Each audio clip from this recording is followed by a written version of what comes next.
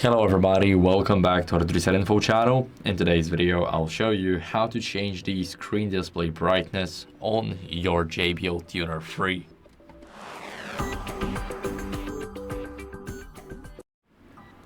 So first, you guys want to enter the JBL Portable app, and here in this app right here, it will discover your JBL Tuner 3.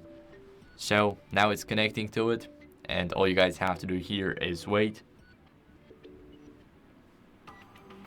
Now here, after everything loads up, you will see that the screen display is right here.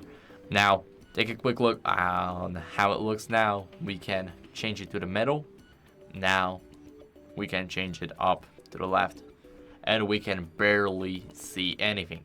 So here, we can control our brightness. And that's basically how you guys can do that from your phone. So that's it for the video. I hope it was helpful. If it was, then leave a like, subscription, and a comment. And I'll see you in the next one. Bye.